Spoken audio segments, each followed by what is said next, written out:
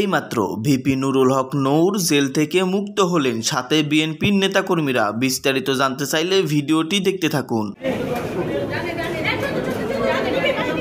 আল্লাহর দরবারে শুকরিয়া জ্ঞাপন করছি, হাসিনা সরকারের পতন ঘটিয়েছে। আসসালামু আলাইকুম সম্মানিত দর্শক শ্রোতা, বিএনপি নেতা সহ বাংলাদেশের যারা জেলখানায় বন্দী ছিল তারা একে একে মুক্তি পাচ্ছে। এইমাত্র ভিপি নুরুল হক নূর মুক্তি পেল। তিনি মুক্তি পেয়েই এদেশের জনগণকে উদ্দেশ্য করে, এদেশের জাতিকে উদ্দেশ্য করে কিছু বক্তব্য রেখেছেন, কথা বলেছেন। তিনি কি বলতেছেন ভিপি নূর জেল থেকে বের হয়ে, আপনারা শুনলে রীতিমতো অবাক হয়ে যাবেন। তো বেশি কথা না বাড়িয়ে আমরা ভিডিওতে চলে যাই, আপনারা ভিডিওটি দেখলেই বুঝতে পারবেন। চলুন আমরা ভিডিওটি দেখে নেই।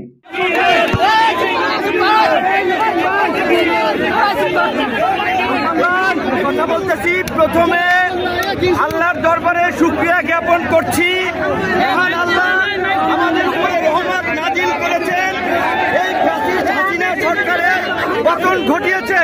দ্বিতীয়ত বিপ্লবী ছাত্র জনতাকে অভিনন্দন এবং শুভেচ্ছা। ধারাবাহিক লড়াই সংগ্রামের মাধ্যমে হাসিনার পতন নিশ্চিত করেছে।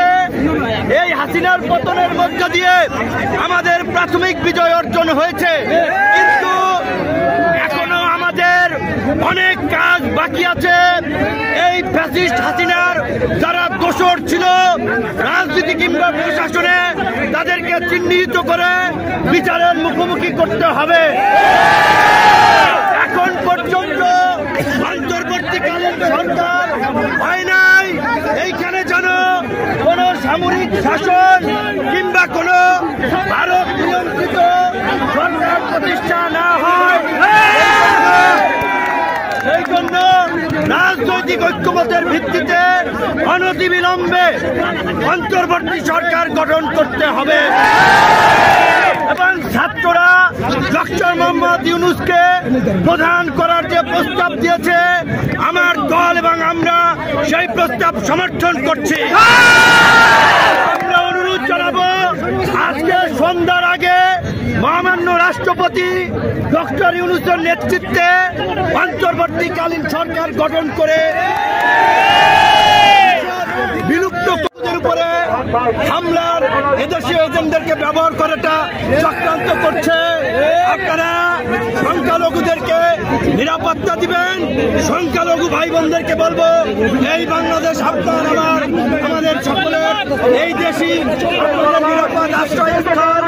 সবাই আপনারা মিলেমিশে থাকবেন, সকলে শান্ত থাকবেন, শান্তিপূর্ণভাবে আনন্দ উচ্ছ্বাসের বহিঃপ্রকাশ ঘটবেন। যারা গুরুতর অপরাধ করেছে তাদের ক্ষমা নাই।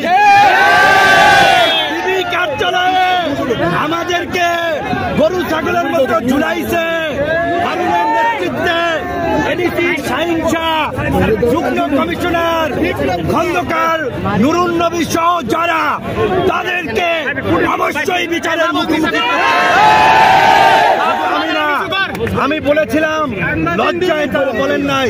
জামাতের সেক্রেটারি জেনারেল থেকে শুরু করে ফুটবলার আমিনুল ভাই, নীরব ভাই, বিএনপি জামাত বিরোধী দলের নেতৃবৃন্দকে গরু ছাগলের মতো পিটাইছে। প্রশাসনের মধ্যে এই দুর্বৃত্তদেরকে চিহ্নিত করে অবশ্যই চাকরিচ্যুত করে জেলে ভরতে হবে। আপনারা গণ অধিকার পরিষদের নেতা কর্মীদেরকে বলবো, অন্যান্য এই আন্দোলন সংগ্রামে অংশগ্রহণকারী দল, ছাত্র জনতার সাথে মিলেমিশে এলাকার শান্তি এবং স্থিতিশীলতা রক্ষায় কাজ করুন।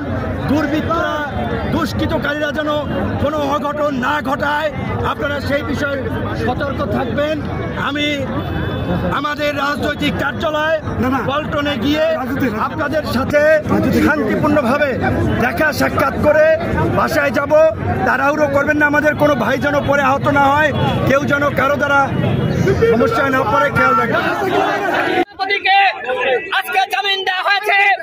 আমরা বলতে চাই, শুধুমাত্র জামিনের মাধ্যমে এই ধরনের নেতা কর্মীদেরকে মুক্তি দিলে চলবে না।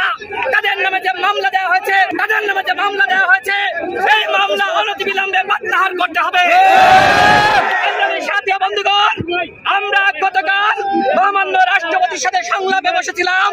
আমরা আহ্বান জানিয়েছি অনতি বিলম্বে অন্তর্বর্তীকালীন সরকার দিতে হবে এবং এই অবৈধ সংসদকে বিলুপ্ত ঘোষণা করতে হবে। যদি এই সংসদ বিলুপ্ত না করে আরএমজি 1-11 বানানোর ষড়যন্ত্র করা হয়, ফখরুদ্দিন মঈনুদ্দিন বানানোর ষড়যন্ত্র করা হয়, বাংলাদেশের জনগণ সেটি মেনে নেবে না।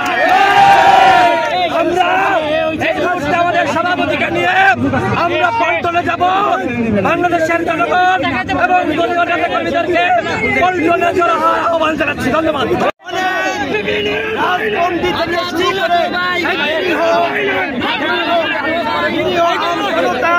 কারাবন্দী আছে, অনতি বিলম্বে নির্বাহী আদেশের মাধ্যমে তাদের সকলকে মুক্তি দিতে।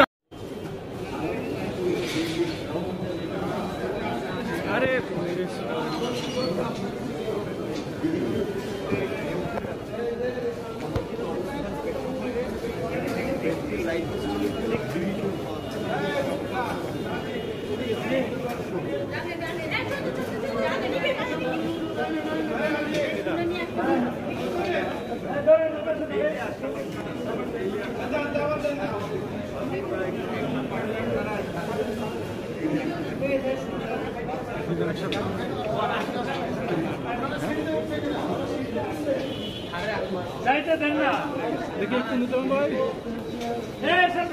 হাত ধরে সবার কাটা দিচ্ছি না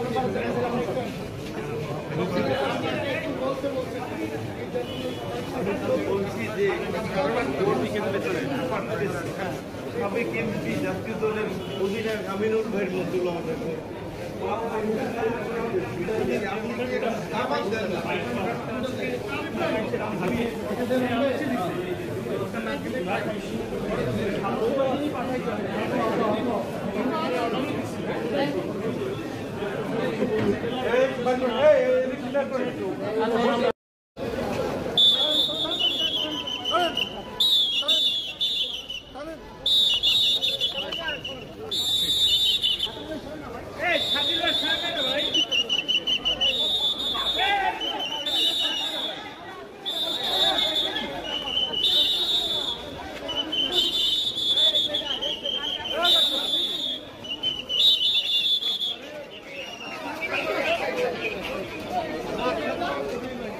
সম্মানিত দর্শক শ্রোতা, আপনারা বিস্তারিত ভিডিওতে দেখতে পারলেন ভিপি নুরুল হক নূর জেল থেকে মুক্ত হয়ে কি বলতেছেন এদেশের জনগণকে। তাছাড়াও বিএনপির অসংখ্য নেতা জেল থেকে ইতিমধ্যে মুক্তি পেয়ে গেছে। সবচেয়ে বড় বিষয় হলো বেগম খালেদা জিয়াও মুক্তি পেয়েছে। যাই হোক, আস্তে আস্তে সব নেতাকর্মী মুক্তি পাচ্ছে। এই সম্পর্কে আপনাদের মতামত থাকলে ভিডিওর কমেন্ট বক্সে এখনই জানিয়ে দিতে পারেন। ধন্যবাদ।